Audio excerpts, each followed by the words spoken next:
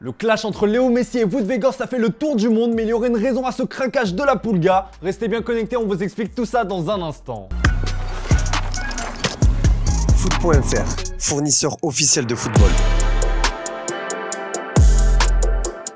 Bonjour à toutes et à tous et bienvenue dans ce nouveau JT Foot Mercato. Le quart de finale entre l'Argentine et les Pays-Bas était sous très haute tension, des accrochages, des insultes et même chose inhabituelle, un pétage de plomb de Léo Messi en pleine interview d'après-match qui a énormément fait parler. Malgré toute son expérience et son calme habituel, Léo Messi a semble-t-il cédé à la pression et perdu ses nerfs. Dans une rencontre empreinte d'animosité, les acteurs du match ont continué à s'échanger des amabilités sur le chemin des vestiaires. Le néerlandais Wout Weghorst s'est notamment expliqué vivement avec certains Argentins avant de s'accrocher avec Léo Messi qui a accordé une interview à la chaîne argentine TIC-Sport. La Pulga a immédiatement perdu son sang-froid et lui a lâché un cinglant. Qu'est-ce que tu regardes, idiot? Va là-bas à plusieurs reprises.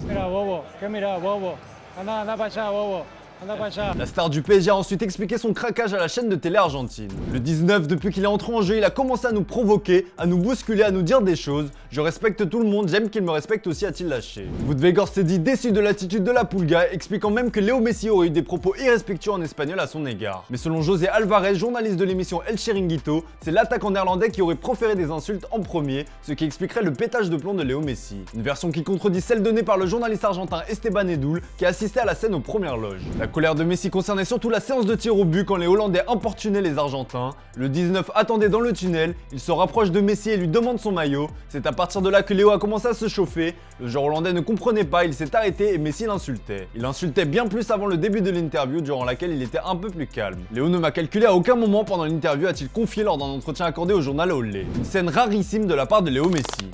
La Pulga a été remontée comme jamais et après Weghorst, c'est l'arbitre de la rencontre qui en a pris pour son grade. Un cas loin d'être isolé puisque l'arbitrage dans cette Coupe du Monde fait énormément polémique. L'arbitre espagnol Antonio Mateu Laos a eu énormément de boulot durant le quart de finale entre l'Argentine et les Pays-Bas. Avec pas moins de 16 cartons jaunes et un rouge distribués, ce dernier a perdu le contrôle de la partie. Après la rencontre, Léo Messi s'est plaint à la FIFA après la performance de l'homme en noir, en expliquant qu'il n'était pas à la hauteur d'un tel événement. Bon, visiblement l'attaquant argentin était entendu puisque l'instance dirigeante du football mondial a décidé de ne pas conserver l'arbitre pour la suite de la compétition. Deux autres quarts de finale ont fait jaser et on va commencer par le Maroc-Portugal qui a vu les Marocains créer l'exploit. Et visiblement la pilule a du mal à passer pour les Portugais, à l'instar de Bruno Fernandes qui a tout simplement crié au complot. Est-ce qu'ils vont donner la Coupe du Monde à l'Argentine? Je ne sais pas, je m'en fous, je vais dire ce que je pense et les emmerder. Il est très étrange que dans notre match il y ait un arbitre d'un pays qui est encore en lice et qu'il n'y ait pas d'arbitre portugais. Le capitaine Pepe a aussi trouvé ça inacceptable, surtout après les propos de Léo Messi sur l'arbitrage la veille. Pour éviter tout conflit d'intérêt, la FIFA a d'ores et déjà annoncé que les arbitres français Clément Turpin et Stéphanie Frappard ne seront pas retenus pour la fin de la compétition en raison du parcours des Bleus. D'ailleurs, le choc entre l'Angleterre et la France a aussi fait couler beaucoup d'encre. Dans le royaume de Sa Majesté, les Anglais ont beaucoup de mal à digérer l'élimination et encore plus l'arbitrage. Harry Maguire a fustigé l'arbitre de la rencontre, un discours qu'a également tenu son coéquipier Jude Bellingham.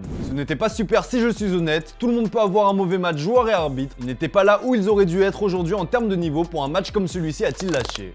Tout ça nous amène à vous poser la question du jour les amis, que pensez-vous de l'arbitrage depuis le début du mondial au Qatar? Comme d'habitude on attend vos avis dans les commentaires. Hier on vous demandait si une prolongation de Didier Deschamps à la tête des Bleus serait une bonne nouvelle, et bien vous êtes unanime, Dédé mérite de rester pour tout ce qu'il a apporté aux Bleus, et malheureusement pour Zidane il devra attendre encore un peu. Dans le reste de l'actu, le PSG envisagerait de faire une folie pour Marcus Rashford, l'enfant prodige de Manchester United. Cette piste ne date pas d'hier, mais cette fois-ci le PSG pourrait passer aux choses sérieuses. La situation contractuelle de Marcus Rashford joue beaucoup, puisqu'il sera libre l'été prochain et ce dernier ne semble pas très enclin à vouloir prolonger l'aventure avec son club formateur. Le PSG, par la voix de son président Nasser Al-Khelaifi, lui a déjà fait part publiquement de son intérêt. Et selon The Mirror, le PSG envisage d'offrir un salaire démentiel de 850 000 livres par semaine, soit presque 1 million d'euros pour le convaincre de signer. The Telegraph n'évoque pas de chiffres, mais confirme l'intérêt des Parisiens pour le joueur de 25 ans. Le Bayern Munich et le Betis sont présentés comme les autres principaux candidats. Mais la bonne relation entre Marcus Rashford et Kylian Mbappé, qui n'hésite pas à s'envoyer des messages publics, pourrait faire pencher la balance.